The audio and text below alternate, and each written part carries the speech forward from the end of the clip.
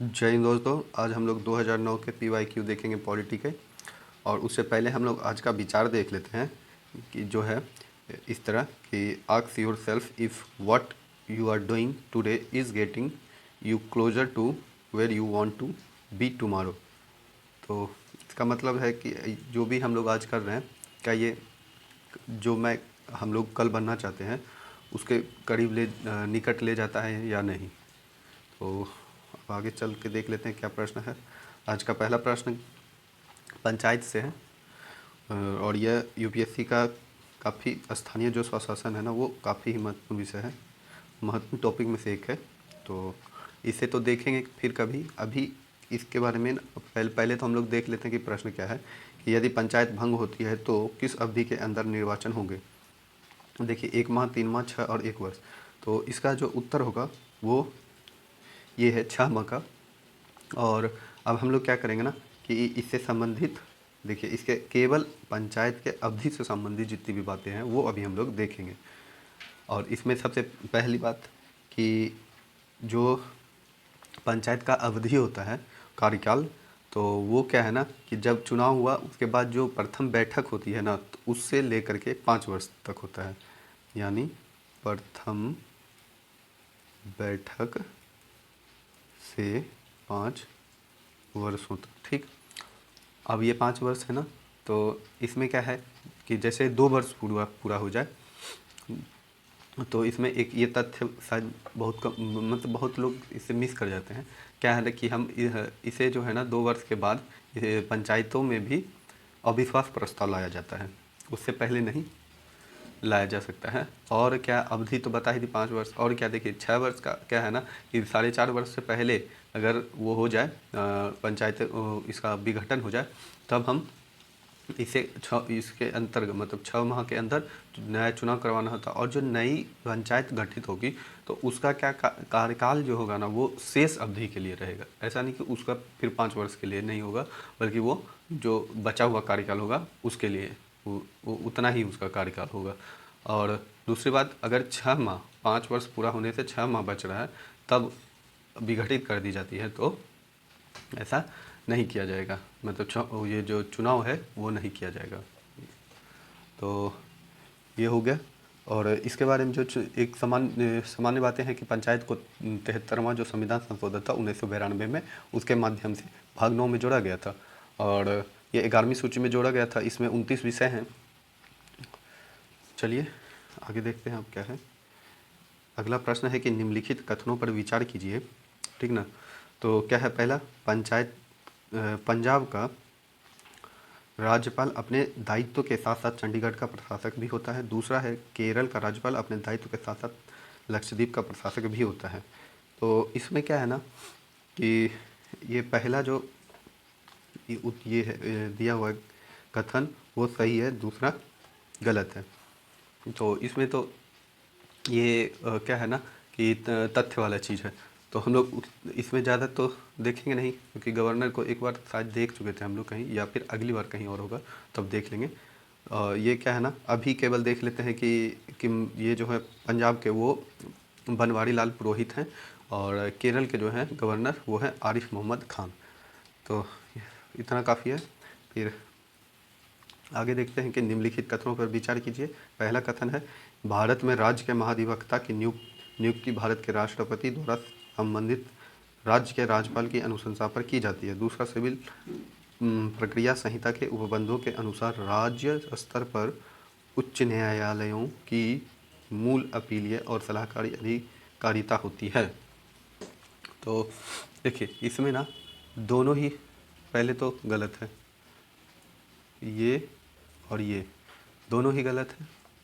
क्योंकि देखिए जो महाधिवक्ता होता है ना, वो उसका जो ये नियुक्ति उसकी जो नियुक्ति होती है वो राष्ट्रपति के द्वारा नहीं, बल्कि ये राज्यपाल के द्वारा होता है। और वो कैसे, परामर्श करके, जो वहाँ के मंत्री परिषद होता है ना, उससे परामर्श करने के बाद इसको होता है, ये होता है। और दूसरी बात क्या है कि सिविल प्रक्रिया संहिता के उपबंधों के अनुसार राज्य स्तर पर उच्च न्यायालयों की मूल अपीलीय और सलाहकार, देखिए ये है ना गलत। क्योंकि अपीलीय जो अधिकार है ना वो अनुच्छेद 143 के तहत है, ठीक। और इससे पहले भी हम लोग देख लिए थे कि अनुच्छेद 43 में क्या क्या प्रावधान है। तो आप खुद अगर आप इसे जो है ना डिटेल में जानना चाहते हैं तो वहाँ आप देख सकते हैं। पहली बात। दूसरी बात क्या कि देखिए प्रीवियस ईयर हम लोग करते हैं तो कैसे उसकी सहायता मिलती है हम लोगों को। वहाँ जब हम लोग कर रहे थे ना तो उस समय देखे थे कि ये जो है ना केवल एससी के पास, जो सुप्रीम कोर्ट है केवल उसी के पास परामर्श सलाहकारी अधिकारिता है। तो अब उसको वहाँ अगर हम लोगों ने अच्छे से पढ़ा हो। और देखिए पढ़ने का एक और तरीका होता है ना कि एससी, और जब भी हम लोग इसके बारे में पढ़ेंगे तो उसके समानांतर देखेंगे कि हाई कोर्ट अगर कोई सुप्रीम कोर्ट में है तो क्या वो हाई कोर्ट में है, और जो हाई कोर्ट में है वो सुप्रीम कोर्ट में है या नहीं। ऐसे करके पूरा पढ़ा जाता है इसको। तो अब देखिए ज़्यादा डिटेल में नहीं जाएंगे, इसे अभी हम लोग क्या करेंगे ना महाधिवक्ता पे के अपने आप को केंद्रित करेंगे। अब महाधिवक्ता को पढ़ेंगे ना तो इसके साथ ही साथ हम लोग क्या करेंगे, महान्यायवादी को भी देख लेंगे। महान्यायवादी मतलब अटॉर्नी जनरल उनसे बोला जाता है, और एडवोकेट जनरल इसको है। तो अब दोनों का पहले देखिए, इसका जो अनुच्छेद है ना वो 165 है, और जो महान्यायवादी है उसका 76 है, ठीक। और फिर क्या है कि देखिए ये अभी मैं जो बताऊंगा ना वो इसके बारे में बताऊंगा, और आप उसके समानांतर समझ लीजिए कि इस केंद्रीय स्तर पे भी वही है। अगर कुछ उसमें अंतर होगा तो मैं उसे विशेष रूप से बताऊंगा। तो अभी पहले हम लोग देख लेते हैं कि ये राज्य का जो है ना प्रथम कानूनी सलाहकार होता है महाधिवक्ता राज्य का, और जो महान्यायवादी है वो केंद्र का। ऐसे ही समझना है। फिर देखिए इसकी नियुक्ति बता ही दिए कि राज्यपाल के द्वारा किया जाता है। अब जिनकी नियुक्ति की जाएगी ना उसमें पात्रता क्या होनी चाहिए, वो जो उच्च न्यायालय है उनके न्यायाधीश बनने की उसमें योग्यता हो। और फिर दूसरी बात कि ये राज्यपाल के प्रसाद पर्यंत पद धारण करेंगे, यानी इसका कोई अवधि निर्धारित नहीं किया गया है, मतलब कार्यकाल निर्धारित नहीं है। दूसरा इसका वेतन जो होगा वही उच्च न्यायालय के जो न्यायाधीश होंगे उसी का समान होगा। फिर क्या है कि अधिवक्ता की सहायता के लिए क्या होता है, सरकारी वकील, और वहाँ जो महान्यायवादी हैं उनके लिए सॉलिसिटर जनरल, और जो सहायक सॉलिसिटर जनरल होते हैं वो होता है। फिर क्या है कि इससे संबंधित मान लीजिए इनके पास क्या क्या अधिकार है। तो ये विधानसभा के किसी भी सदन में इनके पास बोलने का अधिकार होगा, परंतु ये क्या है ना कि मत नहीं दे सकते हैं। फिर क्या है, ये वकालत कर सकते हैं। देखिए ये हमेशा पूछा जाता है कि क्या उस दौरान अपने पद को धारण करने के साथ साथ वकालत कर सकते हैं, तो वो शर्त है कि कर सकते हैं, परंतु उसमें भी शर्त लगाया जाता है। अब शर्त क्या है कि वो जो वकालत करेंगे ना वो सरकार से संबंधित नहीं होना चाहिए, ठीक। इतना बस ध्यान रखा जाएगा। तो ये अब मैं जो भी बताया ना उसके समान उसको कर दीजिएगा ना तो वो महान्यायवादी के बारे में हो जाएगा। चलिए आगे देखते हैं। इसका तो उत्तर डी हो जाएगा क्योंकि दोनों गलत है। फिर इसके बाद हम लोग क्या देखेंगे, इसके बाद क्या देखेंगे ना हम लोग कि संघ सरकार के संदर्भ में निम्नलिखित कथनों पर विचार कीजिए। क्या क्या विचार करना है देख लेते हैं कि कैबिनेट सचिव की सलाह पर प्रधानमंत्री द्वारा भारत सरकार के मंत्रालयों और विभाग का सृजन किया जाता है। दूसरा है कि हर एक मंत्रालय को प्रधानमंत्री की सलाह पर भारत के राष्ट्रपति द्वारा किसी मंत्री को प्रदान किया जाता है। तो इसमें जो पहला है ना वो गलत है। ये रहा आपका पहला, ये गलत है, ये सही है। अब पहला इसलिए गलत है कि देखिए हम लोग अगर थोड़ा सा भी इसे कोई भी पॉलिटी पढ़ रखा होगा ना उसके लिए आसान हो जाएगा। क्यों कि देखिए कैबिनेट सचिव की सलाह पर प्रधानमंत्री द्वारा भारत सरकार के मंत्रालय और विभागों का सृजन। अब देखिए इनके पास कोई भी अधिकारी इतना बड़ा नहीं होगा कि वो राष्ट्रपति इनको देगा, प्रधानमंत्री को सलाह देगा। और विभाग के शुरू में अगर हम लोग पढ़े ना तो उसमें दिया रहता है कि जो प्रधानमंत्री होते हैं वो राष्ट्रपति, ये क्या है कि राष्ट्रपति के से सलाह करके राष्ट्रपति के द्वारा उनका नियुक्ति किया जाता है। दूसरे में वही है कि हर एक मंत्रालय को राष्ट्रपति के सलाह प्रधानमंत्री की सलाह पर भारत के राष्ट्रपति द्वारा किसी मंत्रालय को प्रदान किया जाता है, तो वो सही है।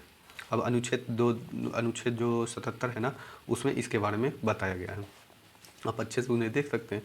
फिर उसके बाद अगला प्रश्न क्या है कि निम्नलिखित में से भारत में पहला नगर निगम कहाँ स्थापित हुआ था। देखिए जब हम लोग 2005 का PYQ देख रहे थे ना तो उसमें हम लोग इसके बारे में बात किए थे, ये नगर निगम के बारे में बात किए थे। तो उसमें मैं बताया भी था कि सबसे पहला जो है वो यहाँ स्थापित किया गया था मद्रास में, ठीक। तो आप कमेंट करके बता सकते हैं कि वो उसका ईस्वी को क्या था। और उसके बाद कौन दो दो नगर थे जिसमें ये लाया गया था। ठीक, इतना आप या तो आप गूगल करके देख लीजिए और कमेंट करना हो तो कर सकते हैं। फिर अगला है लोक अदालतों के संदर्भ में निम्नलिखित कथनों पर विचार कीजिए। ठीक, अब क्या क्या विचार करना है। पहला, एक लोक अदालत द्वारा किया गया अधिनिर्णय सिविल न्यायालय का आदेश मान लिया जाता है और उसके विरुद्ध किसी न्यायालय में अपील नहीं किया जाता है। दूसरा है कि विवाह संबंधित पारिवारिक विवाह संबंधित या पारिवारिक विवाद लोक अदालत में सम्मिलित नहीं होते हैं। तो देखिए इसमें ये दूसरा ना गलत है, दूसरा तो गलत है, पहला सही है। अब पहला इसलिए कैसे सही है ना, वो हम लोग अभी आगे देख लेंगे। इसका उत्तर तो ए हो जाएगा। अब इसमें हम लोग क्या अभी करेंगे कि इसके बारे में देखिए, ये लोक अदालत बहुत इम्पोर्टेंट है। जितना भी देखिए स्थानीय स्वशासन से जुड़ा है ना, लोक अदालत, परिवार न्यायालय और फिर नालसा, ये सब बहुत महत्वपूर्ण है। तो अभी इसको देखते हैं। फिर ग्राम न्यायालय भी होती है, तो फिर उसमें कभी देख लेंगे। अभी क्या है इसके बारे में कि देखिए इसको जो अपने यहाँ लाया गया था ना, मतलब इसकी जो शुरुआत हुई थी वो 1987 में किया गया था। उद्देश्य क्या था कि शीघ्र न्याय हो।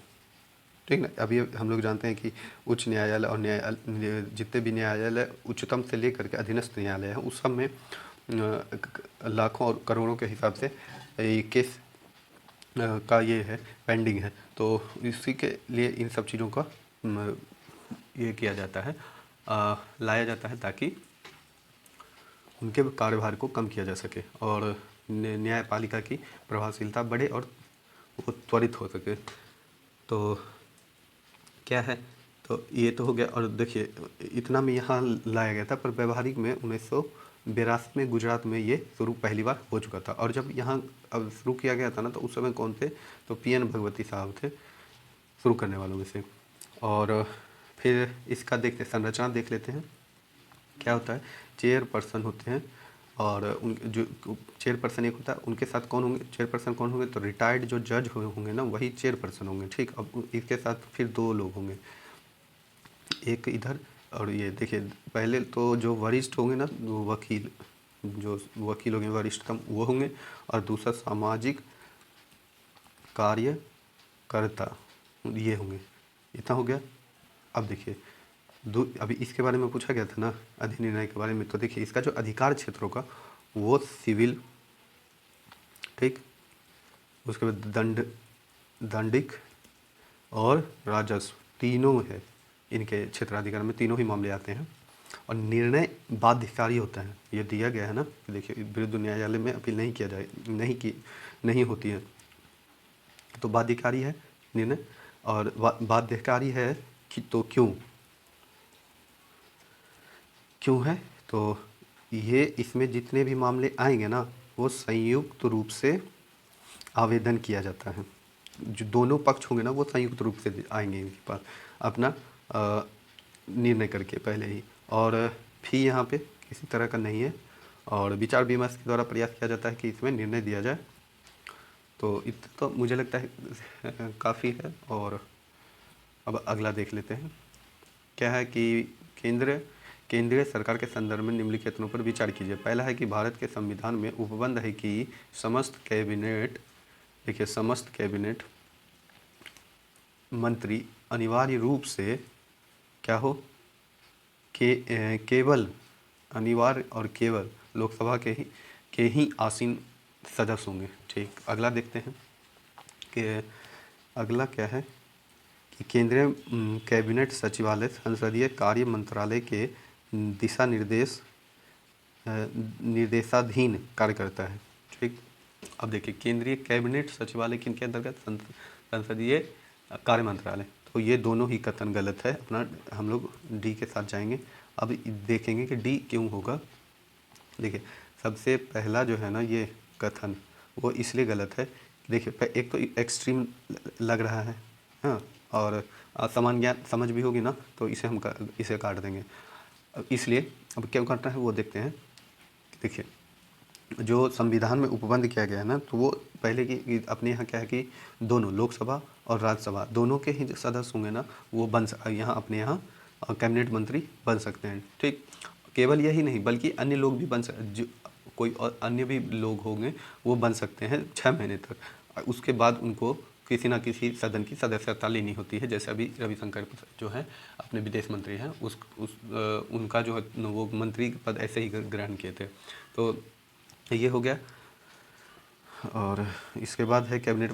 अब देखिए ये जो काम इनका होता है ना कैबिनेट, केंद्रीय कैबिनेट सचिवालय का, तो ये पीएमओ के अंतर्गत होते हैं। ठीक, इनका काम होता है, मूलतः इनका ये काम है कैबिनेट सचिवों का कि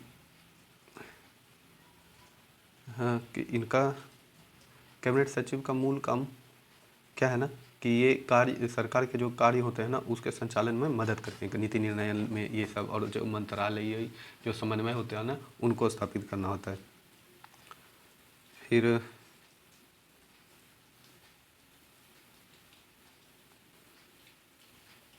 कौन सा है, निम्नलिखित संविधान संशोधन में से कौन सा एक बताता है कि मंत्रिमंडल के कुल मंत्रियों की संख्या प्रधानमंत्री को सम्मिलित करते हुए लोकसभा के सदस्यों की कुल संख्या के 15% से अधिक नहीं होगी। देखिए ये केवल उसमें ना ये नहीं था, इससे पहले जो 2007 में पूछा गया था ना उसमें केवल ये नहीं था कि प्रधानमंत्री सम्मिलित करते हुए, बाकी बिल्कुल वही प्रश्न पूछा गया है। ठीक, तो हम लोग तो इसको देख ही लिए थे 2007 में, तो अभी इसको नहीं देखेंगे। और इसके बाद निम्नलिखित कथनों पर विचार कीजिए। क्या करना है कि केंद्रीय प्रशासनिक अधिकरण लाल बहादुर शास्त्री के प्रधानमंत्री रहने के काल में गठित हुआ था, और फिर क्या है कि कैट के सदस्य न्यायिक और प्रशासनिक दोनों क्षेत्रों के लिए से लिए जाते हैं। ठीक ना, तो इसका उत्तर जो है वो बी है, और इससे पहले जो था ना उसका भी 51 वहाँ था, वो ध्यान रखेंगे। तो इसका बी है केवल 2, ये, और ये जो पहला है ना वो गलत है। अभी क्या करेंगे हम इस कैट के बारे में देख लेंगे क्या है। देखिए इसके बारे में क्या है कि सबसे पहले अनुच्छेद 223 323 का ए है, उसमें इसका प्रावधान, और इसको बनाने का जो शक्ति है ना वो संसद के पास है। और अब क्या है कि संरचना क्या, इसको देख लेते हैं कि ये इसमें एक चेयरपर्सन होंगे और उसके साथ 66 सदस्य होंगे। उसमें से 33 सदस्य जो न्यायपालिका के होंगे, 33 सदस्य प्रशासनिक जो होंगे उस क्षेत्र के होंगे, और जो अध्यक्ष होंगे ना वो retired chief justice of high court के होंगे। ठीक ना, और इसे कब किया गया था, एक अधिनियम लाया गया था, प्रशासनिक अधिकरण अधिनियम 1985, और उस समय प्रधानमंत्री राजीव गांधी थे। तो हो गया। और देखिए इसका जो वो है ना क्या बोलते हैं उसको, मुख्यालय है वो दिल्ली में है, बाकी मुख्यालय के साथ 19 और इनके ये हैं केंद्र हैं। तो ये इतना काफ़ी है। फिर आगे चलते हैं कि केंद्र सरकार के संदर्भ में निम्नलिखित कथनों पर विचार कीजिए। पहला है कि 15 अगस्त 1947 को केंद्र में मंत्रालयों की संख्या 18 थी। दूसरा, वर्तमान में केंद्र में मंत्रालयों की संख्या 36। तो इसमें पहला जो है ना वो कथन सही है कि जब स्वतंत्रता के समय मंत्रालय केवल 18 ही थे, परंतु अभी के देखेंगे ना संदर्भ में तो ये 58 हो गया है मंत्रालय। ठीक, ये, और विभाग देखेंगे तो 93। इसीलिए अभी ना प्रधानमंत्री के द्वारा एक प्रयास भी किया जाता है कि मिनिमम गवर्नमेंट मैक्सिमम गवर्नेंस, ताकि कम जो हो कैबिनेट छोटा हो पर प्रभावशाली हो, ये है। और इसके बाद देखते हैं कि भारत में राष्ट्रीय जल संसाधन परिषद का अध्यक्ष कौन है।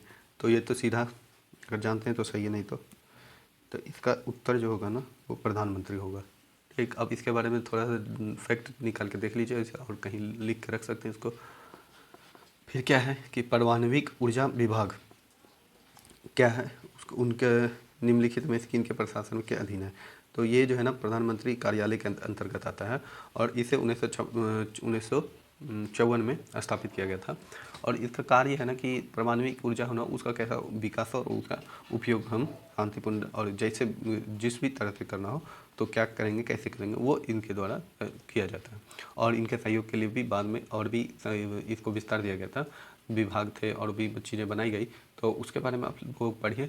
और ये बता सकते हैं आप कमेंट में कि प्रधानमंत्री की अध्यक्षता में और कौन कौन से परिषद और समितियाँ आती है, तो अपना नॉलेज भी इन्हेंस होगा, बढ़ेगा और जुड़ भी सकते हैं, दूसरे लोगों का भी जानकारी बढ़ेगी। तो आज के लिए धन्यवाद और आभार। देखिए अभी भी आप लोग जो भी देखते होंगे ना, तो उनसे अनुरोध है कि अब तो एक ना, अब पहले इसको क्या किया कीजिए, थोड़ा सा लाइक हो सके तो लोग करिए, अच्छा लगे तो, और अगर ये उपयोगी लगता है तो ये शेयर और लाइक किया कीजिए। और कमेंट कर सकते हैं, कमेंट क्या ना कि आप आप हमें ना सजेशन दीजिए कि इसको और कैसे बेहतर किया जा सकता है, और क्या क्या चीज़ें अगर कुछ छूट रही होंगी तो उसको कैसे इसमें एक साथ लाया जा सकता है। आज के लिए इतना काफ़ी है। धन्यवाद, आभार।